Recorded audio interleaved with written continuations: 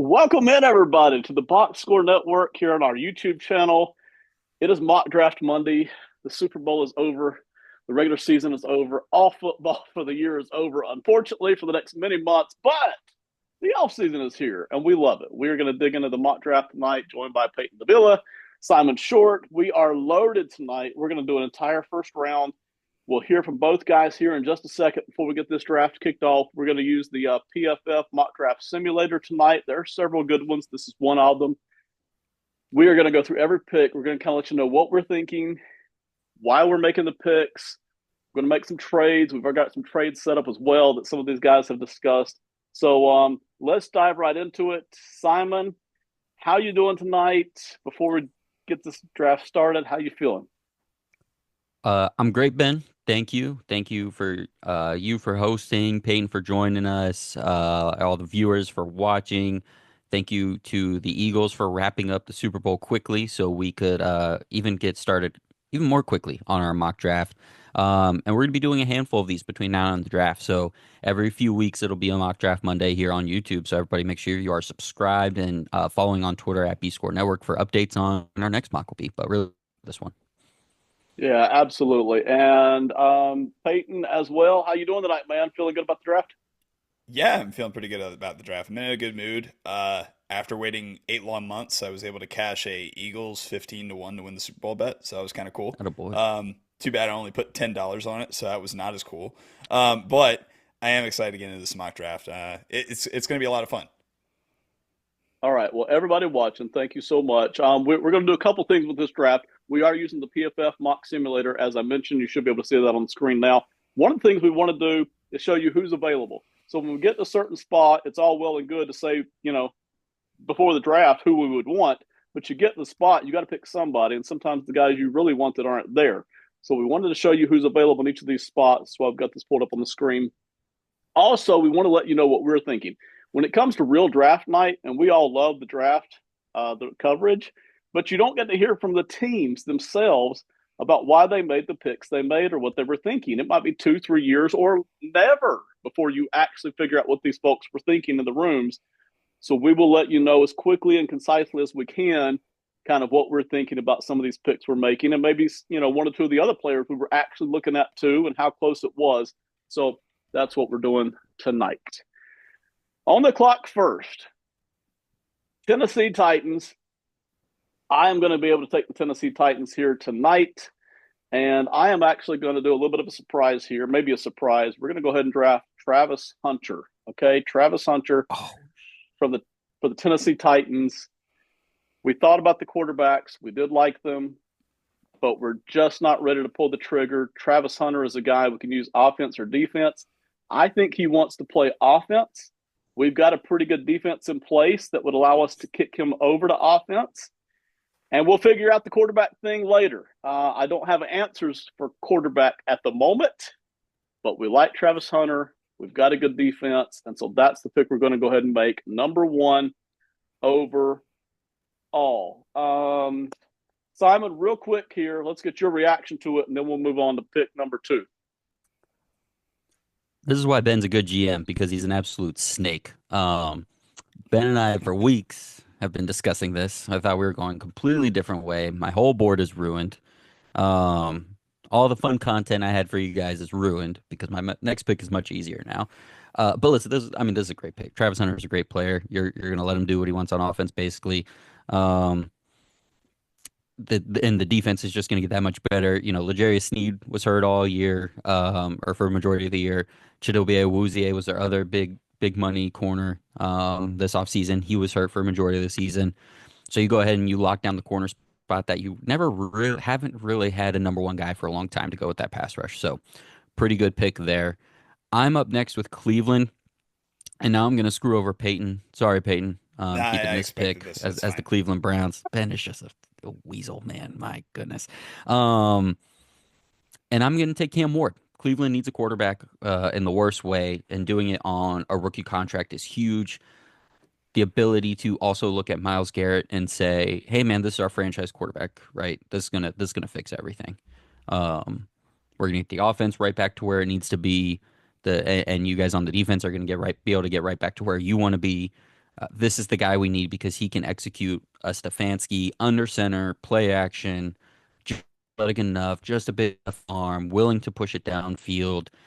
And Stefanski, as a QB guy, can really work with Ward and mold him into the exact quarterback he needs. So Cam Ward going to Cleveland. It's also a perfect fit because I don't believe Deion Sanders is letting Shadur Sanders go to Cleveland. So for Cleveland to be able to get a quarterback here in the first round, that makes sense. They have to hope that Tennessee doesn't take Cam Ward. So I'm going to take him here for Cleveland too. And my personal apologies to Cam Ward because he's going to Cleveland, so it's not going to work out. It's going to be another name on the jersey. Sorry, man. Okay, so already a bunch of stuff going on here. Travis Hunter goes overall first to Tennessee. I think a lot of people agree that he is worthy of a number one pick, but there's another guy who's also worthy of it, and there's two quarterbacks floating around. So we'll see what happens on draft night. This is what we're doing. Cam Ward is one of those two quarterbacks now heading to the Cleveland Browns by way of Simon. Quick note to the audience, y'all hang with us. Working out some of these trades live on air and making some of our picks live on air will be a little sloppy, but we want to give you insight to the actual thinking here, okay? We want to let you see some of that and get a feel for some of that. All right, number 3, the New York Giants. As you can already see if you're watching the screen here, we've already got a trade worked out. So I actually had the Giants at number 3. I've also got the Saints at number 9. This is a trade that we had agreed on as a group that would be a fair trade. Whether or not both teams would do it, it is logistically a fair trade. So I am pulling the trigger on this. I've got the Saints moving up to number 3, the Giants moving back to number 9. And in order to make that happen, the Saints are going to give up pick number 40 overall in this year's draft and a second round pick in 2026. Okay, so I believe I've got that already worked out here. Guys, before I hit the force trade button, which we're going to do here, does that look like I've got it set up right? Yeah, this is basically right. So the latest trade value model that seems like it's the most consensus around the NFL is the Hill model. You can find that on Draft Tech.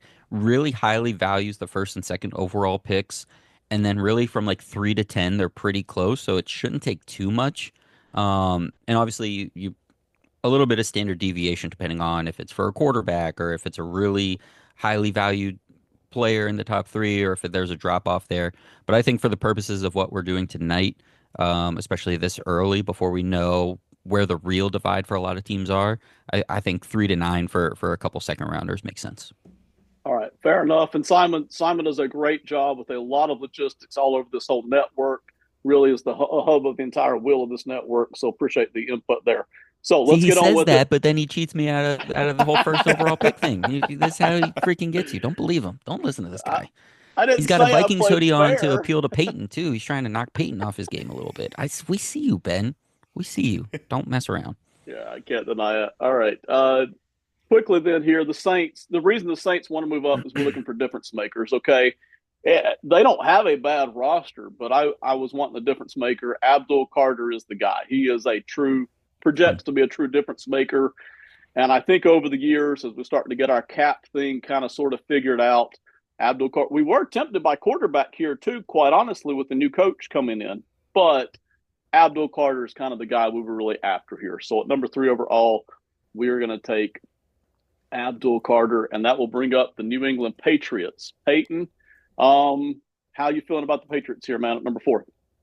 The Patriots honestly are pretty easy as far as what their plan going into the draft should be, which at this point is just BPA. I know they have multiple needs, but the overall roster is it needs an injection of talent at multiple places. So, and luckily at this point in the draft, the 3 positions that I think that they would need some kind of injection of just pure talent that's going to immediately improve those groups are the 3 best players left in the draft, in my opinion.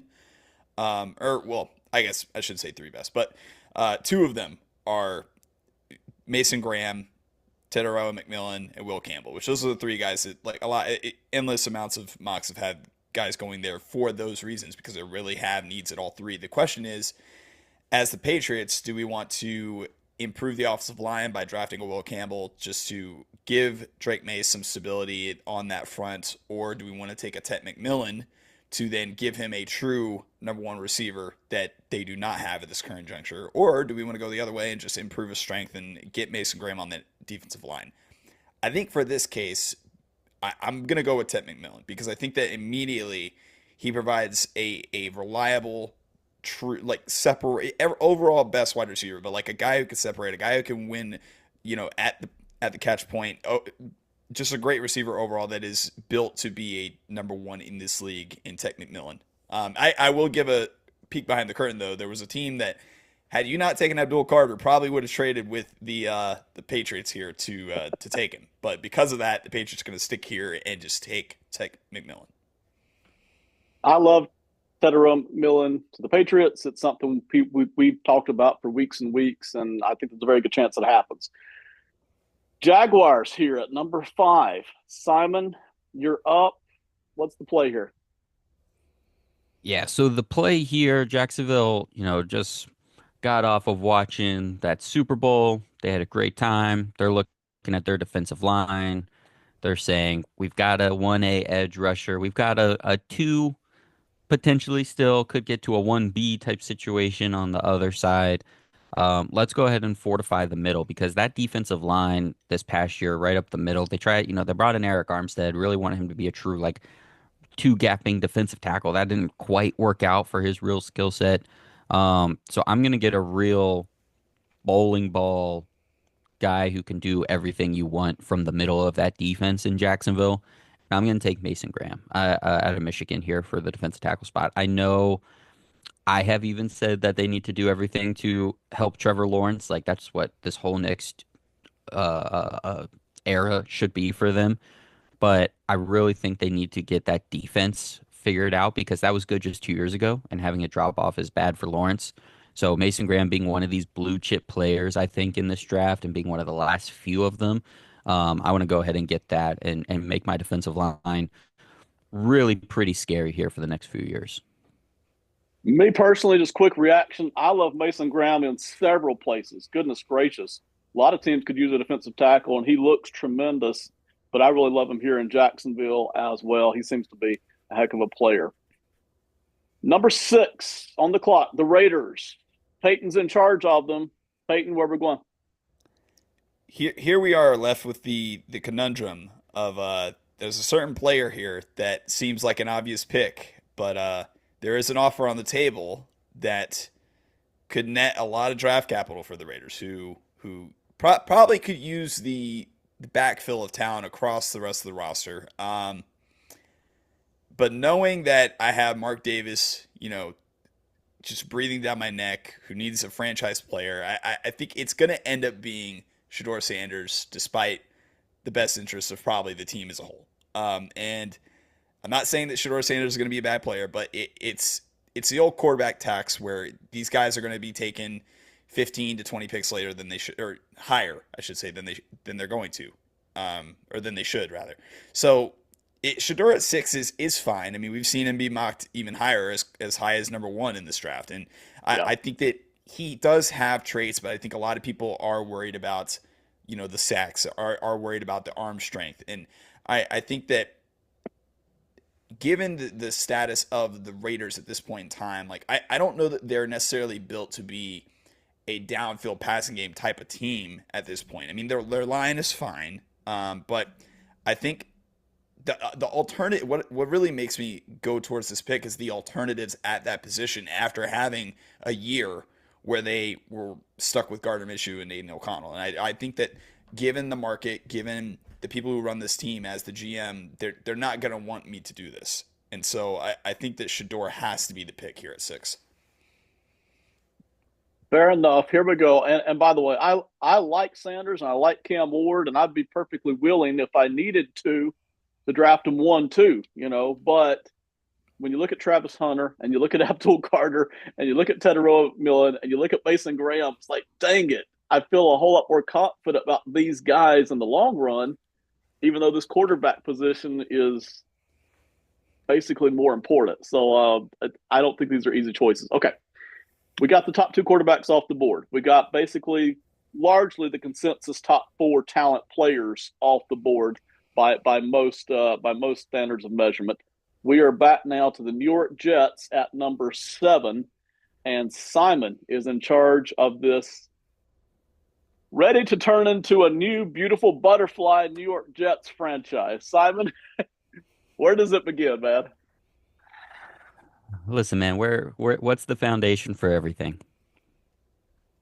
It's the offensive line, man. It's time for tackle to go off the board. This isn't normally what I do when I do mocks and when I think about the Jets, but the way this has kind of fallen, where Mason Graham is gone and Carter is gone and Hunter's gone, and I'm looking at Will Johnson, but I also really just kind of want to re-sign DJ Reed for the Jets and put him on the other side and let Aaron Glenn roll with that. Yeah.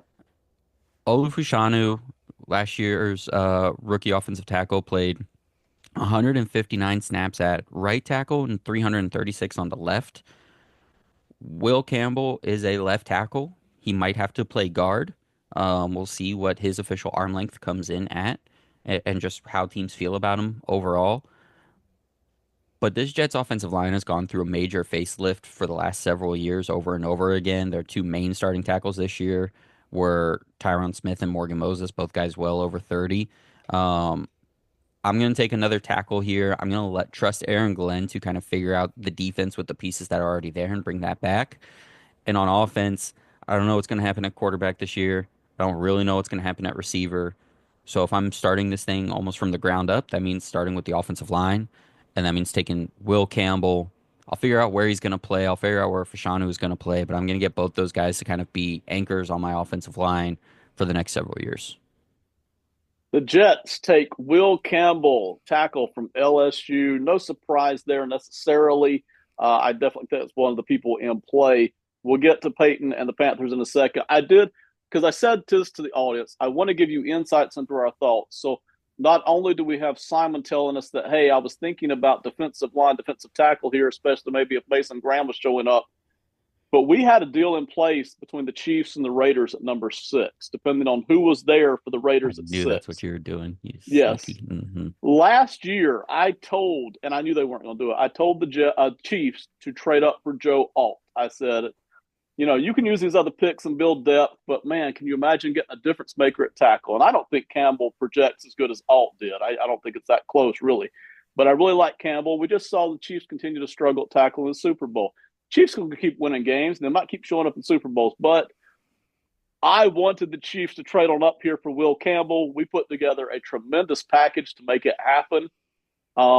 But getting Shedeur Sanders for the Raiders at quarterback, I ultimately feel is the better thing here for the Raiders because you got to have something here at quarterback. So I like that as well as Campbell going to the Jets. Okay, number 8 on the clock, the Carolina Panthers. We are back to Peyton. Peyton, what's the pick? I think the pick here has to be Will Johnson. Talent-wise, he is a top 5 player in this draft. I know that it's come to light that there's some medical stuff going on, that people have concerns about his injuries from this past season. But I mean, even dating back to his freshman year, he's been good every single year to great, if not at Michigan. And I think that while yes, you have J.C. Horn on the team, he's not been the healthiest guy. When he is healthy, he plays pretty well.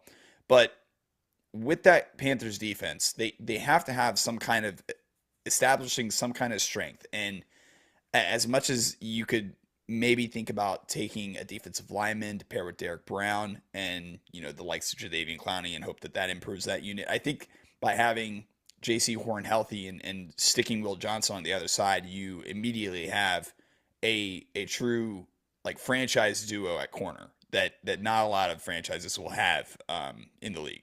So I'm going to go Will Johnson here for the Carolina Panthers. Will Johnson to the Carolina Panthers. I like it. I actually think the Panthers could use a lot of defensive help. There's several defensive players that I think could fit depending on who falls to them. Will Johnson's a guy I really like. So I love this pick here, actually. So Will Johnson. I'm trying to make sure I don't push the wrong button because then I have to reset the whole darn thing. So Will Johnson here from Michigan heading to the Carolina Panthers. That brings back up the New York Giants, who, of course, made that trade switching with the Saints. Here's what I wrote down for the Giants. Quarterback, tackle, defensive back. But after that, I just wrote talent exclamation point. Okay. I'm just looking for somebody to boost us anywhere on this roster because still it has a lot of holes. I just feel like, man, I need people to boost. And I tell you, I didn't plan on it because the Giants were sitting at 3. But back here at 9, we're going to go ahead and grab Ashton Jonty. Okay. This is a guy who will boost our talent level. And I know it's top 10 running back, but this will boost us. And Will Johnson, if he were sitting there, I'd take him. We're going to get Simon here in just a second. Simon's all over this. If we were sitting at 3, we wanted Abdul Carter, or we wanted a quarterback, or we wanted Travis Hunter. We're back here at number 9, man. So we're adding in Ashton Jonty. We've still got our other picks that we've made that we traded for. So we're happy. We boosted the talent on the roster, and we kept Dallas Cowboys from getting him. So that's it. All right, Simon. Give us the hot button reaction, man. You know how Nico Harris has death threats and extra security around him? And you know Yes, how there's yes. Dallas fans in the streets still to this day saying, "We love Luca. Why did you trade Luca? We can't believe this." And there's all these like conspiracies as to why Luca would get traded to the Lakers. The audacity for 2.5 months after Saquon Barkley wins a Super Bowl after he failed that man for 5 years, and he becomes the historic most rushing yards in a full season, regular season, and playoffs. And you're like, you know what? That was pretty good. We were right all along. He's a really We good do it. player. We told you guys. Totally worth the second overall pick in 5 mediocre seasons. Let's run it back and do it again, baby.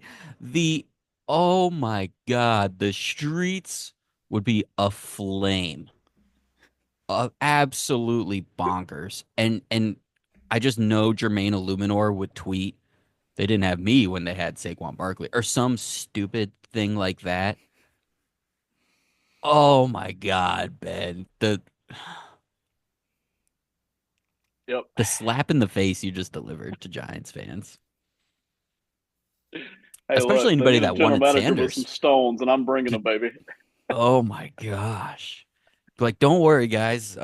This is gonna work way better now that, John Michael Schmitz is in year 4. This'll really turn out this time, I swear. I know it. Waiting in the wings now, the Chicago Bears at number 10. And Peyton, I figure you got a pick ready. Lay it on us, man. Well, now that Ben Parker and Joe Shane went full Doc Emmett Brown, this just said we have to go back. The Bears are honestly reeling right now because GT was a guy that they were looking at after their initial plan A of trying to trade up for Abdul Carter at 2 did not pan out. So There will they are be on fans wondering if you can get fired between Thursday and Friday. Fans will be like, "Who is the assistant GM, and can he run the draft moving forward? How do we trade Ben for a 6th round pick? How do we do Yes, this?" just a 6. That's all we need. I'm gonna keep coming back to this all night. I can't believe this. I need to take a walk. So plan C for the Bears here is it's got to be because we were going for Abdul Carter and the offer just it wasn't good enough that ended up going to the Browns anyways. So Yeah, for full disclosure, Chicago was going to come up to 2. We had a deal worked out, but Cleveland being able to take Cam Ward put a pin in that. yeah. So Right. with that said, Right. the best plan C in this case, I mean, they still need another edge outside of Montez Sweat. Like they took Austin Booker last year, and it's still developing as like a part-time pass rusher. So to really solidify the defense, I think we're going to go with James Pierce here and just put him on the other side of Montez Sweat and just have them attack the quarterback at a very high. Granted, it might not be the most how do I say this, intellectual pass rush combo, but they're just going to go after the quarterback like madmen, using all their physical traits and hope for the best. So Pierce is unbelievably fast off the edge. Does he need to learn some things? Yes. But yeah, that speed off the edge, because we all know he's not a top 5, top 8 pick, but somewhere, just like Mikael Williams later in the draft, somewhere at some point you hit that juncture of he's just got something that's too good to pass up, even if I know I've got to work on him a lot. So the Right. Bears here are going to jump on that with Pierce here out of Tennessee. And I want to ask you guys, because I'm about to do the 49ers, but Peyton, I want to hit you first. We've got deals all kind of worked out, but we don't commit to them because we want to see who's on the board at that spot. But that's real NFL, right? I mean, all these general managers have several different deals just kind of sitting there, depending on whether or not the guy they really wanted is there when it comes their turn to pick, right, Peyton?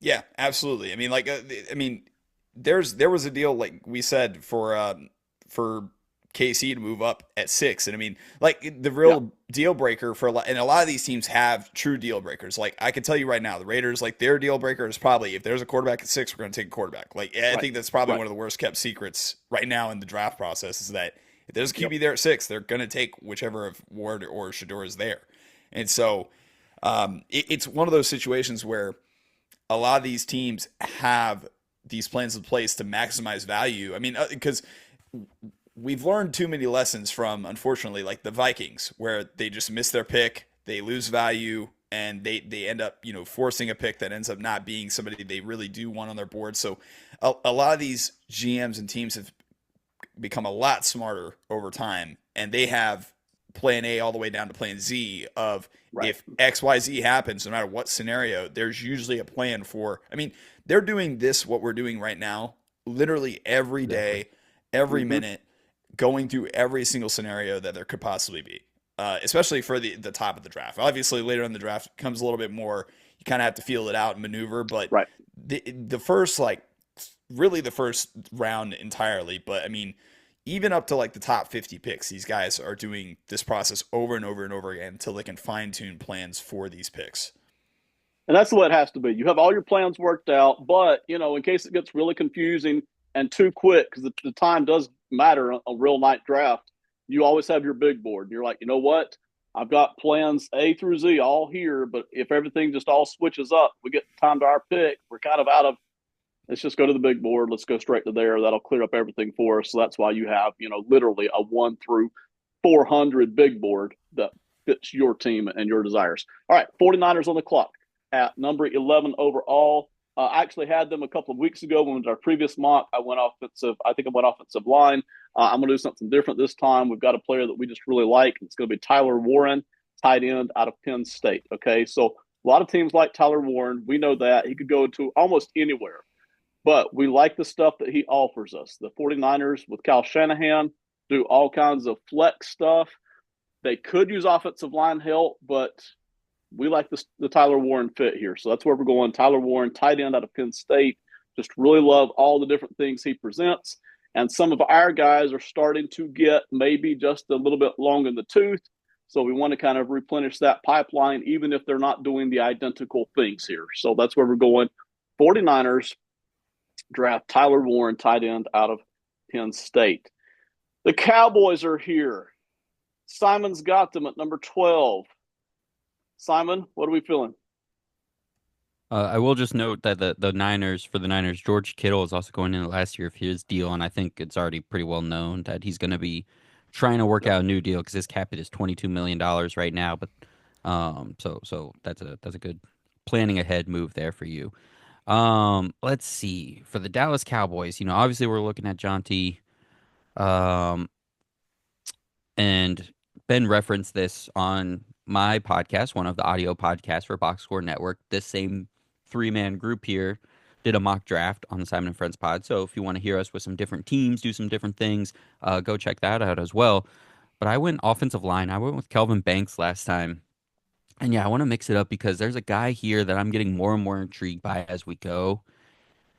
And I think Dallas is really just they need the best player available. They need the most talent they can get. So I'm going to take Malachi Starks out of Georgia.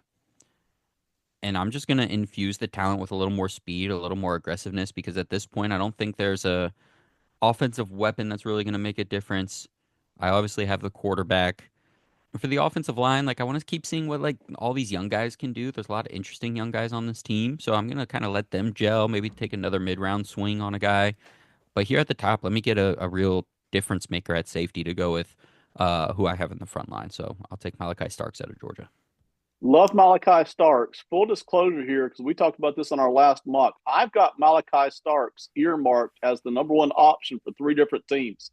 And that'll be the Cowboys being one of those, the Colts at 14 being one of those, and the Bengals at 17 being the third one. I think for all 3 of those teams, he's a great fit. And again, there's no guarantees, and I know it's the safety position, which a lot of people don't necessarily put the highest priority on, but still, when you look at those teams and what they all could use here, Malachi Starks seems to be a great cap over the top in a lot of different ways here.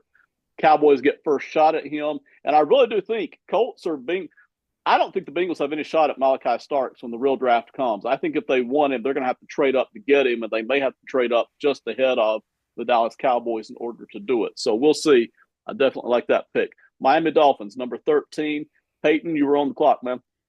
Well, directly in from Adam Schefter, the Miami Dolphins are going to be trading this pick to the Seattle Seahawks. The trade breakdown is Miami trades pick 13 and 135 to Seattle.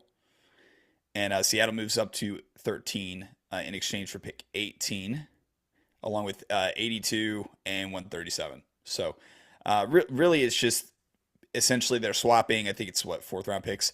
And then in addition to that, like Seattle's sending their 3rd round pick to Miami to move up the 5 spots. So the reason why they're doing this, Seattle, is because if you look at the draft order, there's quite a bit of teams that need an edge rusher. And we're getting to a point where Seattle has identified a tier break in edge rusher. Indianapolis arguably could need an edge rusher to pair along with Leatu Latu. Atlanta is in desperate need of a pass rusher. Arizona could arguably draft one, and then Cincinnati with their cap situation and Trey Hendrickson, and I mean just the fact that the defense was not that good this year that they might even draft their Sam Hubbard replacement in the 1st round. So Seattle identifies that, man, there's a lot of teams that might be able to take a guy that we could really use on that edge, and they're going to take Mike Green at this pick. And this is a guy that has a lot of athletic tools. And Mike McDonald has had many of these guys in his defensive system in Baltimore, in Michigan, that he can really fine-tune the athletic traits and just maximize all the potential out of these guys. And even coach them up to become better edge rushers than they were in college. I mean, guys like, Jason, I don't remember what his proper name is now, but Odafe Owe was a guy who in college didn't have a ton of production, gets the NFL, gets coached by Mike McDonald, and becomes a really good edge rusher for them. And I think a similar thing could happen here with Mike Green. So Miami's going to move down, just gain some more draft capital, maybe, help replenish some of the interior defensive linemen in a deep defensive lineman class, even offensive linemen that they continuously are going to have to backfill, considering like Teron Armstead being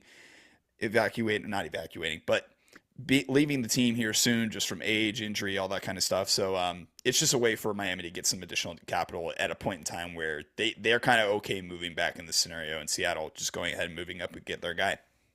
Peyton, I could go ahead and just force the trade, but I want people to get a feel for what it actually costs to do some of this. So go ahead and walk us back through again what it costs. I'll punch it in here as we go, and then we'll talk real quick about Mike Green to Seattle. Yeah, sure. So the exact cost was Miami was trading picks 13 and 135 to Seattle. And then in return, Miami is getting 18, and then they're getting a 3rd round pick at 82. So that the 82 is really, it's really a 3rd round pick is kind of the price to move up in the middle of these rounds, that many spots. And then there was a 5th round pick swap that was there. Like, that's not the most like crucial part of this, but it was just kind of one of those ways that a lot of these teams will find little ways to milk value out of these trades, because it's okay, in the 4th round, we're able to pick 2 spots higher than we were originally going to. And that's just kind of the way that these teams work on the margins to try and get the most value out of these trades as possible. I love it. Mike Green really is, and I'll go ahead and click him here for Seattle. Mike Green is one of the big question marks entering this draft. Is where is he going to land? Who's going to like him enough to grab him high? or does he slide back toward middle or late first round? That's one of the big question marks. PFF obviously loves him. You see a high grade here. By the way, I said this 2 weeks ago in our other mock draft. If you're seeing guys ranked 13th on one mock and 45th on another, don't be too confused or discouraged. There just is that much difference in opinion between these players this year. So Mike Green, after the Seattle trade, goes 13 overall to Seattle. Now the Colts are on the clock, and I've got the Colts. I'll make this short and sweet. We wanted Malachi Starks. He's not there. We wanted Will Johnson. We never expected Will Johnson to still be here, so he's long gone. We really would have liked Tyler Warren, honestly, but he's gone too. So we are now looking at Mikael Williams, Jalen Walker, and Shamar Stewart, and we're going to take Mikael Williams. We just like his talent. We like that he can add to our defensive line. We got a decent defensive line, but we just really like Mikael Williams. So that's what we're going to do out of Georgia. Just love the talent base. Williams is raw. He's very raw, but he's so strong. He's so athletic. He's so explosive.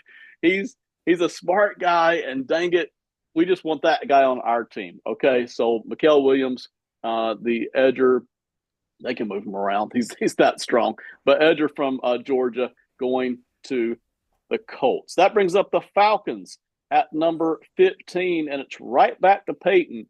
Peyton, what you got on the Falcons? With the Falcons, I tried to channel a little bit of like what they like to do as a front office, and I think that he's the best guy left on my board.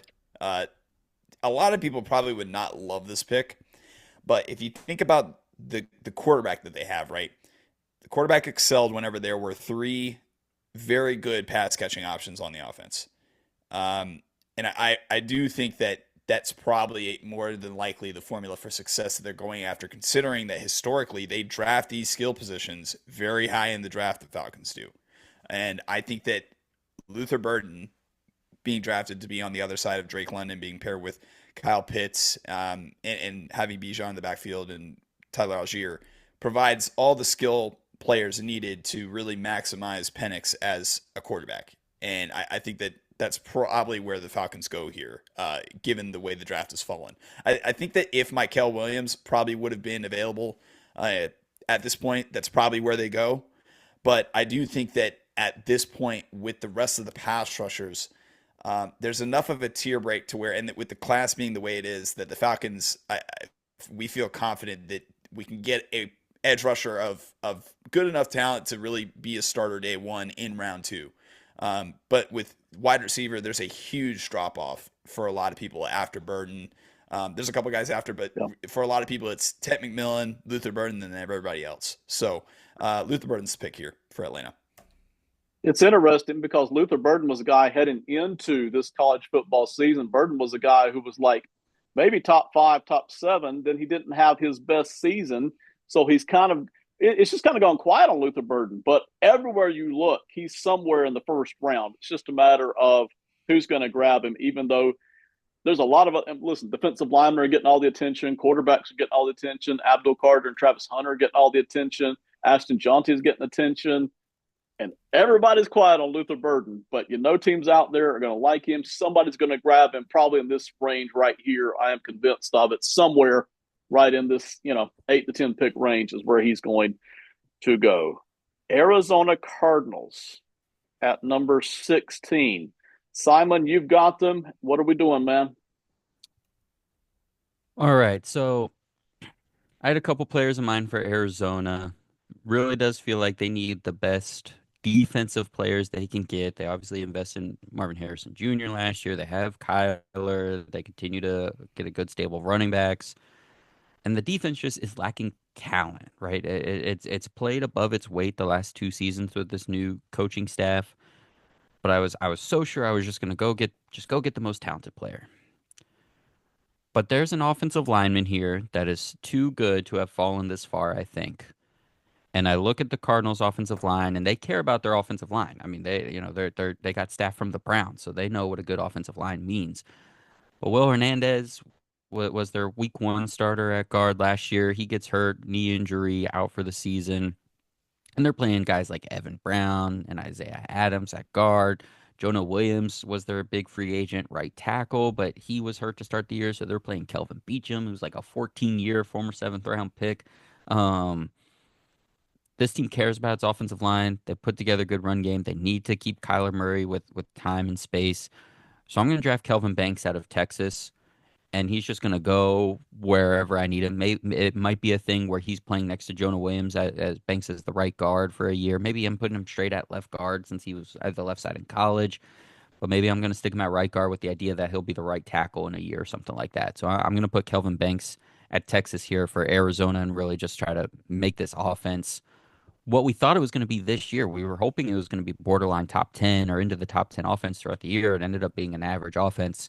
So let me add a little bit of push, a little bit of grit. I mean, I love his power. I love his tenacity. So let me get Banks in here to try to muck some dudes up.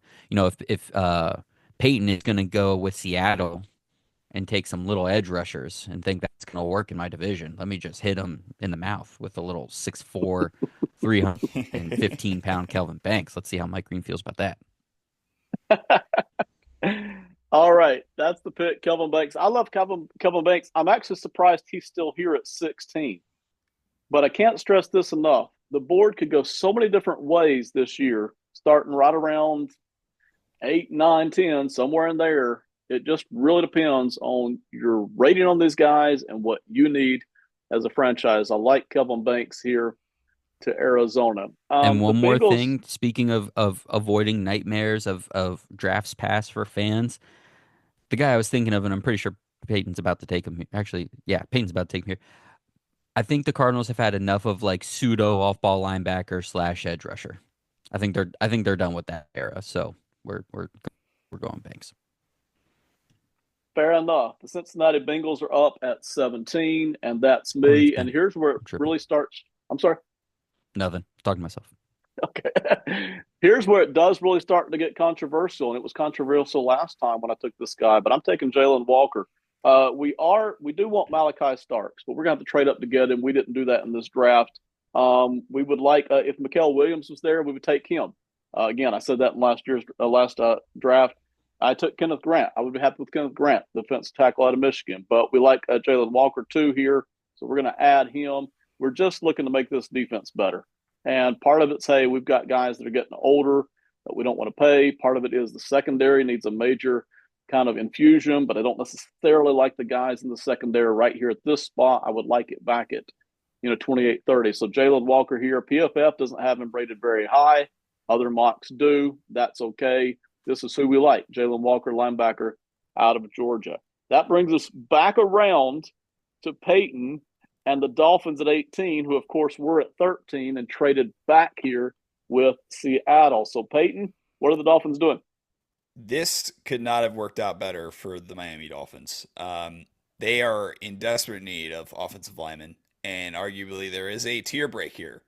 There's one guy left that's considered to be like a day one starter at least guard. He's a little height and weight wise a little undersized at tackle, but at the very least he's going to be a day one starter at guard. That's Josh Simmons from Ohio State, and with, as I stated before, the Teron Armstead age, injury problem, and even some of the lack of the draft working for the Miami Dolphins in regards to offensive linemen over the last 5 years or so. Very few of those guys have panned out, and unfortunately you kind of just have to keep going back to the well until it works. They even are going to have not undrafted free agents, unrestricted free agents in like Isaiah Wynn and Liam Eichenberg, who were playing guard for them last year. So those spots are going to be open. So at the very least, they need him to play guard day one, alongside Austin Jackson, Teron Armstead, and all those guys. So it's a no-brainer for me at this spot for the Miami Dolphins. Peyton, you're talking my love language, man. The Dolphins need help in the trenches. They could go D-line, O-line. I don't care. Just get somebody who's big and tough to play on one side of the ball on the line. And I am thrilled. Yeah. Totally happy with it. Totally happy. And with the defense playing better towards playing better towards the end of the season last year, I think the Dolphins feel better about that side of the ball and think they can focus on the offensive line. I would. I picked the defensive lineman for them in the last draft, but I was like, dang it, the O-line's in worse shape. So I don't know, I'm happy with any guy that I get on either side of the trenches here. Number 19, Tampa Bay Buccaneers. Simon is in charge, and they're going to do what? Well, The Bucks are going to be very Bucks-like, and they're going to continue to invest in this defensive line. I think there's still some good guys here, but I have a clear guy that's above the rest, and I'm going to take Kenneth Grant, defensive tackle out of Michigan. He could play up and down the line. He could be your true nose. He could be like an inside the tackle, 4-eye, 5 tech kind of player. Um, and just get one of these Michigan era defensive players, man. I'm all about that in this draft. So give me Kenneth Grant to the Bucks.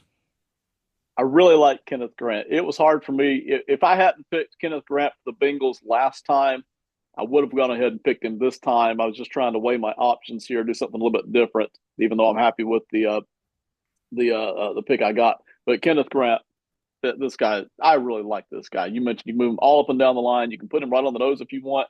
You can put him at one of the other defensive tackle slots. You can even move him out the edge a little bit on some of the plays if you want. This guy is fantastic. Really like Kenneth Grant. Broncos at number 20. Denver Broncos. Peyton's in charge. Where are we going?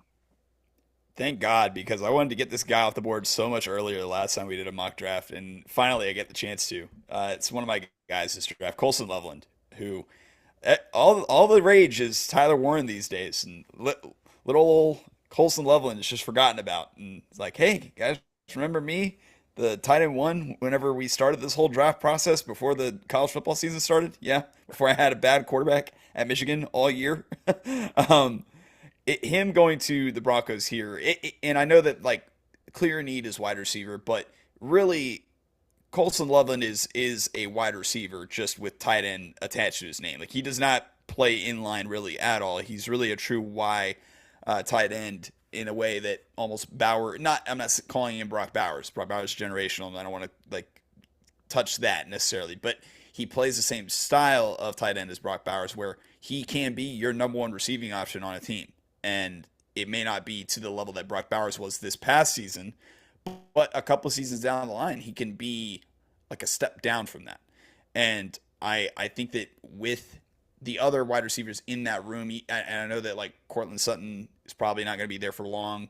I know that it's kind of an amalgamation of middle round guys that they've just kind of pieced together a little bit. But I think getting Bo Nix a true slot type of difference maker is going to make a difference in this offense because they haven't really had a guy who is the type of pass catcher that Colson Loveland is. I mean, when you look at they have Marvin Mims and Troy Franklin who are really small speedsters on the outside, and then I mean, there's Devon Vele is the only other guy of consequence in that wide receiver room. So I think that this is a no-brainer considering. I mean, unless you're going to go Igbuka, but I think that tight end wise, especially in a Sean Payton scheme, is just much more valuable than a wide receiver, considering the wide receivers left on the board. I love it, man.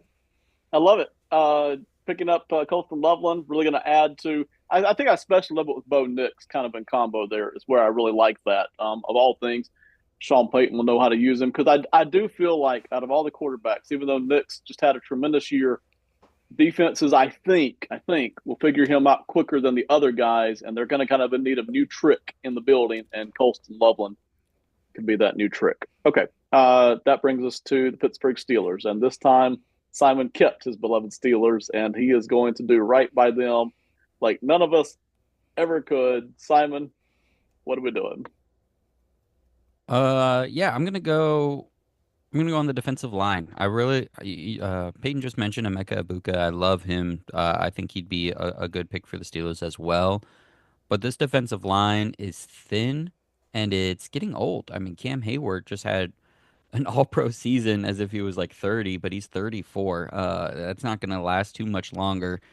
And the Steelers at some point are maybe going to have to break their mold of what they look at for their true 3-4 down defensive linemen. So, because they typically want that like 6'4", 300-pound plus guy. I'm going to have to sacrifice one of those things to get on this early round talent on the defensive line. There's no one that meets all of those criteria. So I'm going to get as close as I can with the most talent that I can. And I'm going to take Shamar Stewart out of Texas A&M. He's a little lighter than Steelers, like at 280. But he'll get older. He'll maybe bulk to like a 290 at some point, and that's fine. But he's 6'5". He's got the 34-inch arms, and he's just explosive off the edge, man. I think this guy could be a really, really good NFL player. Um, and if it's him and Keanu Benton as the main two guys, kind of on the ends of that 3-4 defense moving forward, I feel really, really good about that. If I'm the Steelers, they have to keep that defense strong because if that's going to start slipping, then this team is going to go south real fast. So I've got Shamar Stewart, Texas A&M, going to Pittsburgh. I like it. Shamar Stewart is a guy that I think teams can start probably looking at around pick 14 ish and all the rest of the way down because you're just strengthening the defensive line. So I like Shamar Stewart for a lot of reasons. I like him here with the steel curtain. I like that. I like that real good. Okay, that brings us to the Chargers.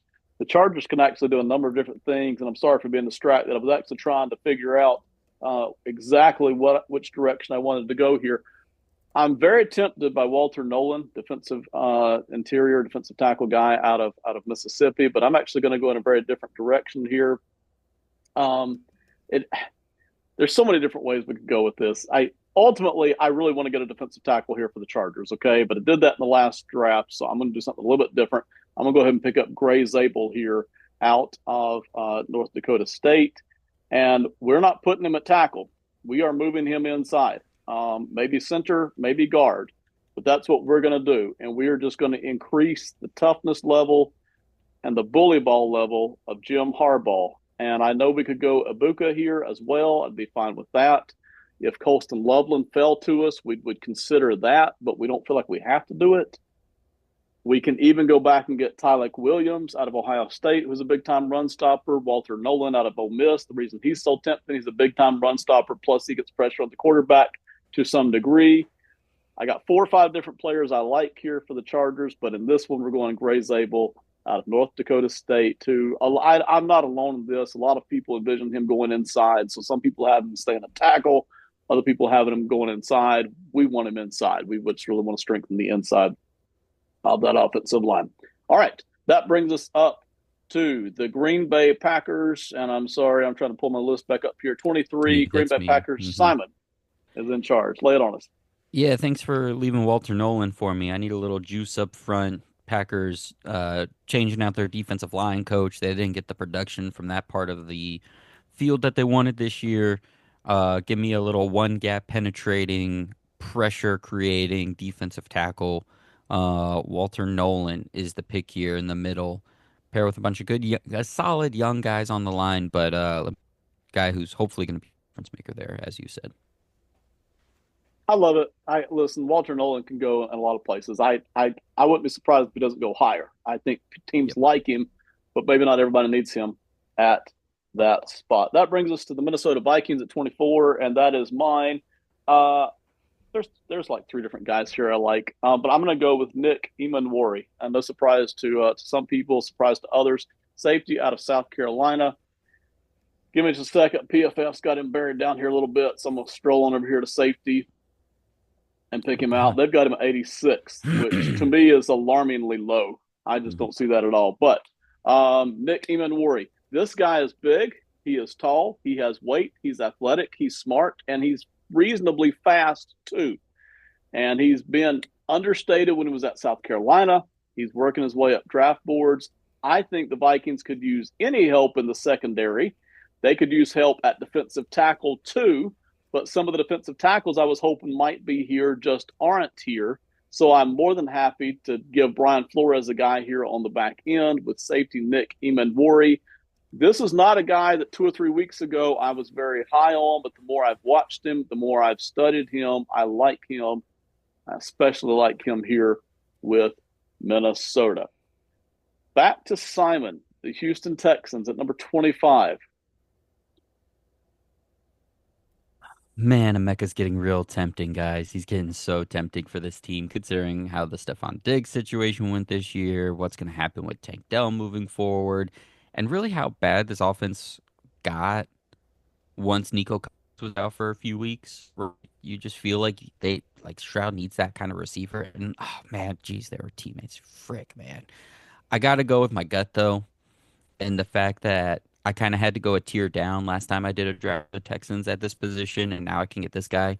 I'm gonna go Tyler Booker out of Alabama.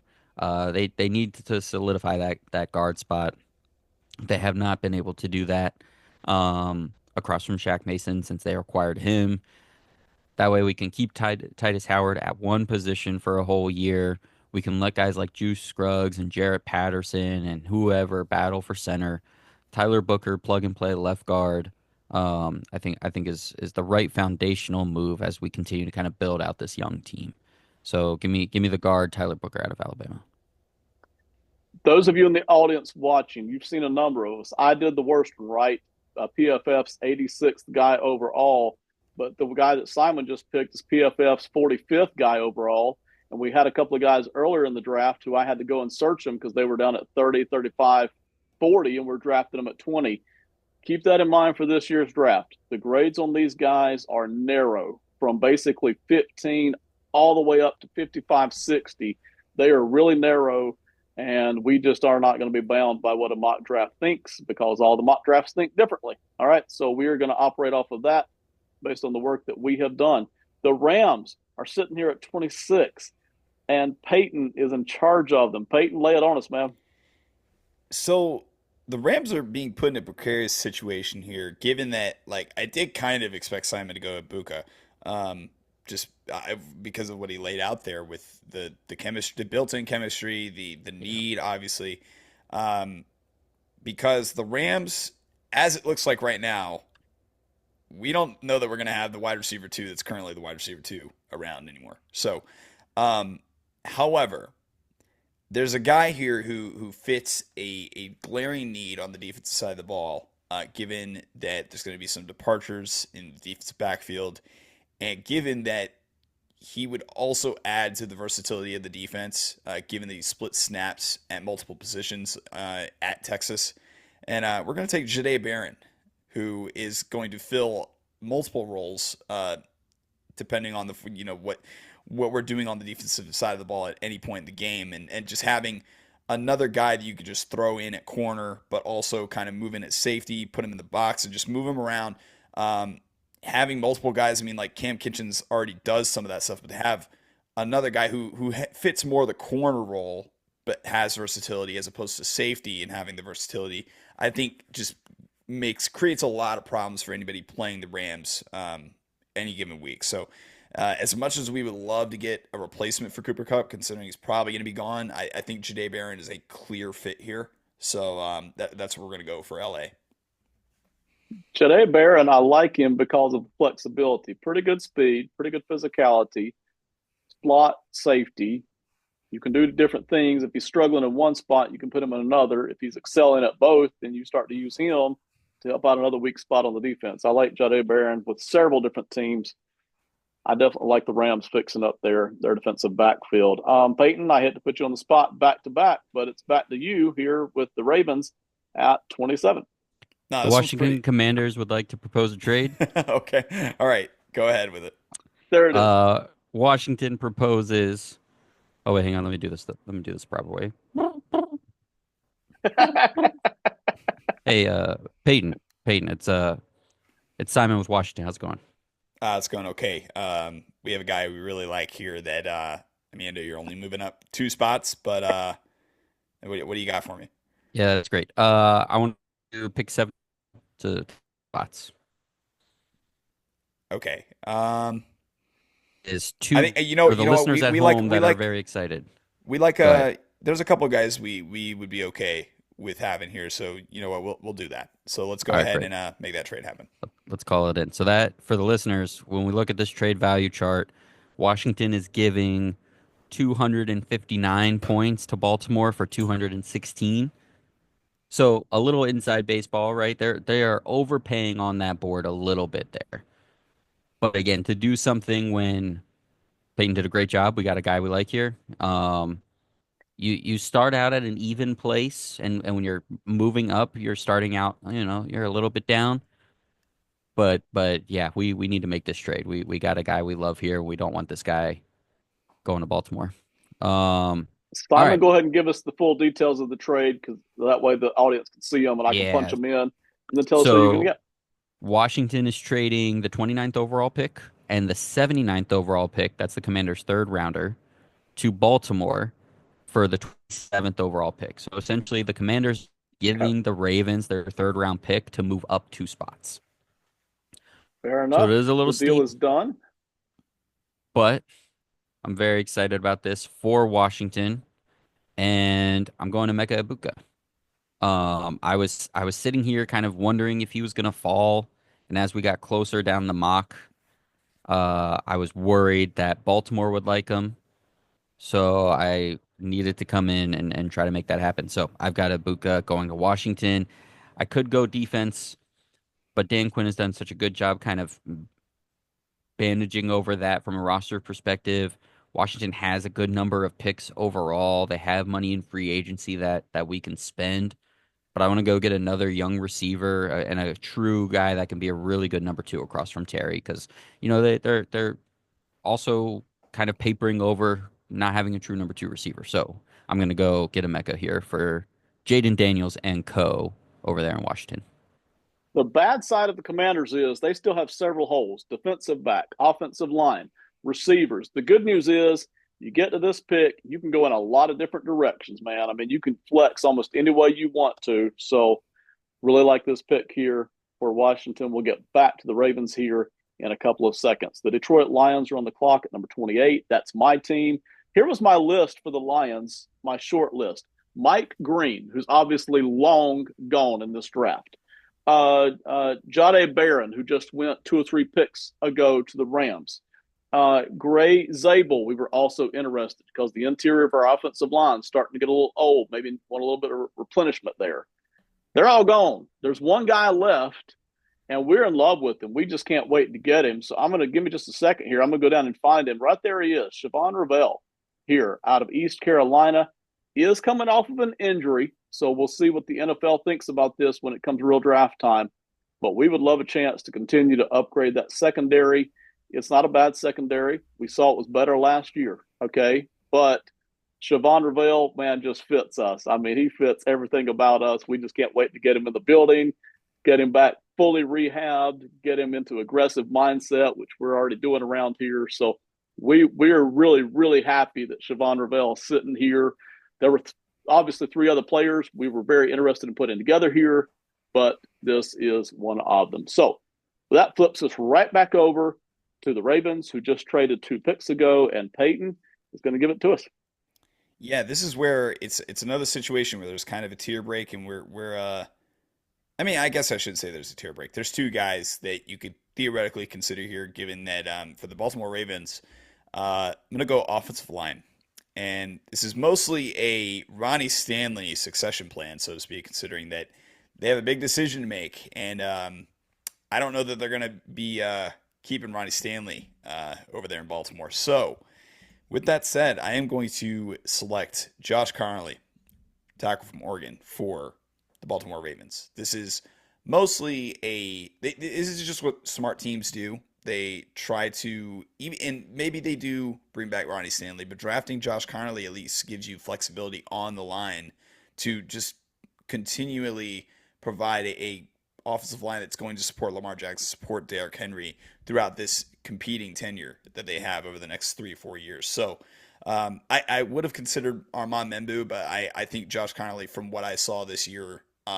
just from watching Oregon, I think he's a guy who can win at the left tackle position and hold his own in that area, despite not having the elite size, elite measurables. I think he is just so sound in his play that it's going to provide a stability on that left side of the line for the Ravens without Ronnie Stanley. A lot of good things I'm hearing about Josh Connerly. I don't think he makes it out of the first round. He could, but that would really surprise me based on what I'm seeing from him, hearing from other people, and knowing how many teams could use a good tackle. I'll be surprised because, I mean, listen, the Chiefs could use a good tackle there at 31. The Ravens could. The Commanders at 27 could, which they were at 29. I'll be surprised if Connerly gets out of the first round come real draft time. So, like it there to the Ravens. That brings us back to the Buffalo Bills, and they belong to Peyton. So, Peyton, I know there's things in the works here, but I don't know what the Bills are looking at. So lay it out for us, man. So the Bills have multiple needs, specifically on the defensive side of the ball. A lot of people would say they need wide receiver. I don't necessarily agree with that, considering what we saw Josh Allen and company do on the offensive side of the ball this past year. Um, I I think we're gonna go ahead and go through with the trade that was in place with the San Francisco 49ers to move back into the first round. That trade is going to have San Francisco move up 230 in exchange for pick 43, which is going to be, in the pick, it's like the 12th pick of the, or 10th pick of the second round. 75, which is going to be the third round pick, and then a 2026 fifth round pick to move up to number 30, which it's only moving like 30, 13 spots, but you also get the fifth year option. So that's part of the calculus whenever these trades are being, Yeah. considered, especially at the Yeah. end of the first. Like that fifth year is what they always talk about, especially with premier positions. If it's for a player at a premier position, it has even more value to, that's also another thing that's included in the calculus for these trades is, oh, who are you coming up to get? Oh, it's a quarterback. Okay, we're gonna add a tax onto it. Or if it's a wide receiver or Right. an edge, like any of those guys that where it's these contracts that once they sign that second contract is going to just be it's providing the most value in their rookie deal. You're going to pay a tax on it. So San Francisco is going to be picking now, considering that Buffalo, with there being enough depth at the defensive line and defensive back positions in this draft, they're okay moving back and obtaining an additional pick to build out both those units. All right. And I have the 49ers. So that was a deal that we had tentatively worked out depending on. Peyton, do you want to tell us, was there one specific, it's up to you, was there one specific person you were hoping Buffalo would be able to catch here and would kind of push the deal back off to the side? I think Siobhan Ravel probably would have been the Okay. player that tipped the scale. Okay. Considering, I mean, we saw in the game versus the Chiefs that Kyer Elam, whenever Christian Benford went out, was a complete liability, and I think that that's a case where Buffalo will do. They are going to draft a corner, I think, in rounds 1 and 2. Whenever the real draft comes around, I think that's where they're going to go at some point in the first 2 rounds, but. Just because it's such a glaring need, and if their corner room is going to have, not that they have a history of injuries, but in a way they do. I mean, Taylor Rapp's been in and out of the lineup. Christian Benford clearly has not concussion issues, but this year was concussion issues and has been injured before. And so, if that's going to be what kind of is their Achilles heel from going to the Super Bowl, which it was this year, then I think it's very reactionary, and it's very common to see teams do this where they see glaring need, prevented you from advancing deep in the playoffs, correct the need in the draft. So Ravel would have been the player, but considering that he went off 2 picks prior, the Bills are okay trading back considering the tier break at that position. The 49ers are very happy to do this, and me being the 49ers, I want to make clear here, we're not necessarily predicting what these teams are going to do. We are telling these teams what to do, all right? So this is what we would do if we were in these spots. Also considering, hey, this is our second mock, not the first. So the 49ers here, I'm just bound and determined I'm going to upgrade the offensive line. I don't think the offensive line is terrible, but I just don't think they've put enough into it over the years. And I know Kyle Shanahan kind of sort of thinks he doesn't necessarily need an offensive line in some cases. I want to tell him a little bit different. But what we're going to do, we were going to want Josh Connerly. That was our number one wish, but he went. So we're also fairly happy, not quite as happy as with Connerly. We're fairly happy with Armand Mimbo. So that's who we're going to trade up here to draft. We love Mimbo's flexibility. I'm not totally sure that he is the greatest pass blocker on the edge necessarily, but we may not be asking him to do a lot with that. We get the ball out quick, and we just love his versatility. Man, you talk about a guy who can block all over the football field, left, right, up, down, second level, third level, always gets a helmet on people, fast, love his run blocking. So that's what we really want him for. But then, oh, by the way, we think we're not going to ask him to do a lot in pass blocking. It's just, hey, block for 2.5 seconds, ball's out, because Brock Purdy ain't going to hang on to the ball very long. So we're happy with that. We're fully happy to do that. Now, that brings the Kansas City Chiefs up at number 31. I had the Kansas City Chiefs tonight. We were looking in a number of different directions. I think this is where we're going to go. And this is something that me and Simon had talked about on the last podcast that we did about the Chiefs maybe getting some speed at edge, and that's what we're going to do. Donovan Ezaraku out of Boston College. He's not a big edger, but we like his ability to get pressure on the quarterback, and that's what we're looking for. We're not necessarily looking for someone who can set the edge. We're not necessarily looking for somebody who can drop back in zone. We are looking for somebody who can get pressure on the quarterback off the edge. And obviously, we wanted to trade all the way up for Will Campbell, and that didn't work. That deal fell through. Sitting here at number 31, we're happy to get Boston College edge rusher Donovan Ezaraku. Full disclosure here, you can go to a lot of mock drafts and find Ezaraku back at 50, 55, and 60. PFF's got him at like 35. I'm happy to take him here because the Chiefs could use that on the edge. Final pick of the night here. It's the Philadelphia Eagles. I thought I had the Eagles before this draft started. We switched teams right before the draft started. And Simon, I hope I'm not stealing from you here. I had a whole bit where we just weren't even going to pick because we don't need anything. We just won the Super Bowl by a lot. We beat everybody in the league by a lot. It was obvious we were the best team by a lot. We just don't need any more draft picks. So we were just going to forfeit in a big show of, hey, screw you to everybody else. But I assume Simon's going to go ahead and make a pick. So Simon, close us out, man. I think Howie's taking it easy on anybody, man. He's trying to trade for Myles Garrett right now. He's asking Andy Reid if he wants to flip Patrick Mahomes for the Super Bowl MVP. Yes. Howie's not taking a break. Howie's not stopping for nothing. So here's the deal. Philly, why'd they win the Super Bowl? Defensive line. Well, what's happening in free agency this year? Well, Josh Sweat is a free agent. Brandon Graham's a free agent. Milton Williams is a free agent. Zach Bond, who occasionally came up and rushed from the line of scrimmage, is a free agent. So this team is never too deep in the trenches, right? There is no trench that is too deep for the Philadelphia Eagles and Howie Roseman to wade into. So I'm going to go back to the defensive line. I'm going to take the last guy I have a true first round grade on, I would say, among the defensive line and maybe among all players that we kind of have available right now. I'm going to take Nick Scorton from Texas A&M. I really like his length, his flexibility. I like his size overall. Ben, when you and I did that pod, we did our nerdy Super Bowl preview pod. We talked about the Eagles' defensive line, other than the true like outside linebackers who are really just hand down edge rushers for them. Yeah. Talking about the guys between the tackles, there's not one real metric they look for. I mean, they range from 6'1" all the way to 6'5", and then starting down at like 280 all the way up to like 330. So there's no one thing. They're just looking for the best guys. So I'm taking Scorton here, and I'm going to move him around the line. I'm going to play him on the edge. I'm going to stand him up sometimes with those guys. I'm going to put him hand in the dirt next to Jalen Carter every once in a while. And we're just going to get weird. And I really like his 1-2, his aggressiveness, his ability to set the edge, his ability to rush the passer.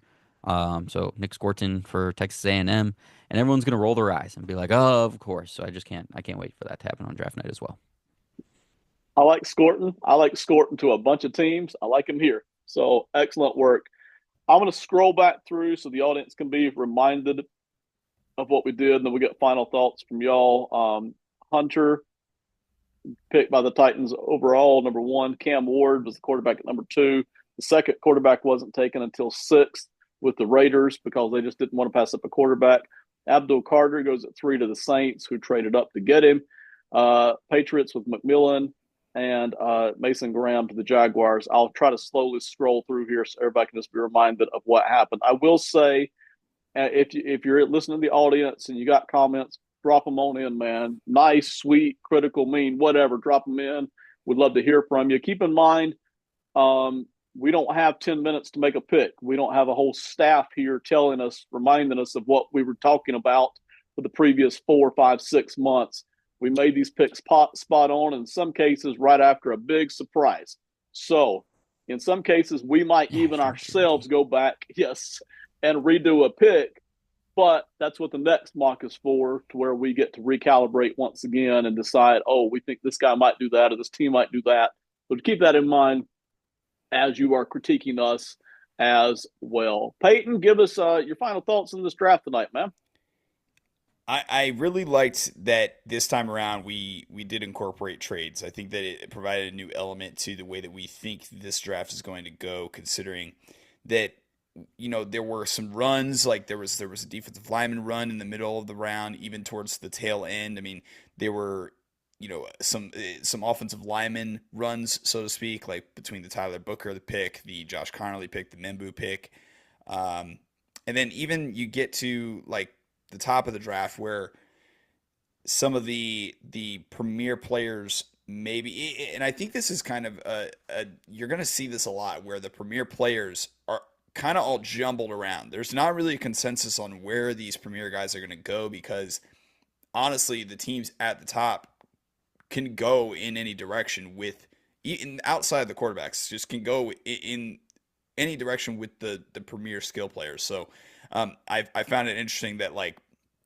also I will say like and Simon's gonna probably leave a comment about the Giants anyways, but like that was probably the shock of the draft, so to speak, considering just where they are as a team, but also um, I definitely disagree with doing that for that team. I don't mind it being at 9. I will say that, but outside of that, there's not really any other surprises. But just seeing given where the trades happen and how the runs played out, I think that you're going to see a lot of different iterations of. I would argue between picks like 15 to 32, like you're going to see so many different combinations of players being taken at those picks more than I feel like we ever have. So just be prepared for that. Peyton, real quick, last word from you before I flip it over to Simon.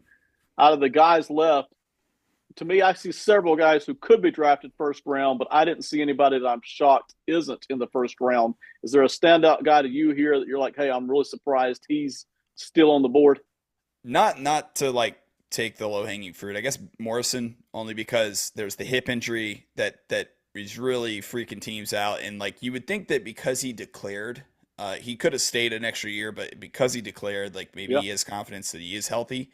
But a lot of teams are scared off by that. So if he is healthy, like he is not that far behind. Like I think a lot of teams would say if it's a clean bill of health, like he's CB3 easily for a lot of teams. So the only but outside of him, like the one player I see that I think that is probably going to be a pretty big riser in this draft process is TJ Sanders from South Carolina. That line had a lot of talented guys. I mean, all four of them are going to probably be starting defensive linemen at the end of the day once after Dylan Stewart gets into the league. But um, he's a guy who I wouldn't be surprised if the Eagles are a team that takes TJ Sanders to just continue to strengthen that D line. He's a guy that towards the end of the first round, I could see a team that is in that competing era just taking him and just continue to stockpile these defensive linemen to try and to almost like match that of the Eagles, which it seems like that's what teams do anyways. Whenever they see a winning formula, everybody definitely like moves towards that winning formula. And they saw what happened to the Chiefs in the Super Bowl and says, "Wow, it's amazing what happens whenever you can get to the quarterback with 4 guys." And I think we're going to see a lot of teams at the bottom of the draft take that and run with it and just draft any kind of talented defensive line that they think can help them in any facet. So Simon, give us a guy. If maybe there's not a guy, but give us a guy that you're surprised to see if there is one, and then fold us out with the final thoughts for the show, man.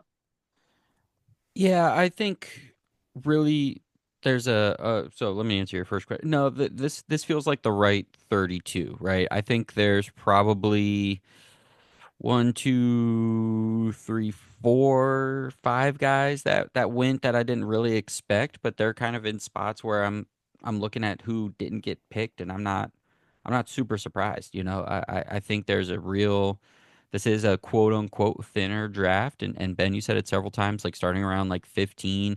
And for me, it's you got your two quarterbacks at the top, you got like five or six other blue chip type guys, and then it's like anyone's guess. And to the trades part that Peyton said, yeah, I think we're going to see a lot of movement. And I think particularly, I after the way this year went, where like we see the Chiefs actually get knocked off and we see some like very obvious holes with a couple of those other really good teams at the top.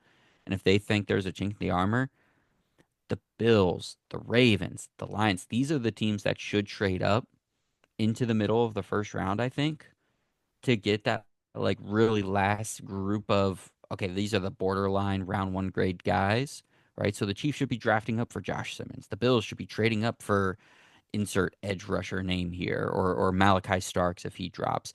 And these teams in the middle, Miami and Indianapolis and Atlanta and Arizona, these are the teams that should be looking to move back because they're like, well, we've got a lot of these like borderline round one, round two guys on our rosters already. That's why we're here. Let's trade back and take some more swings.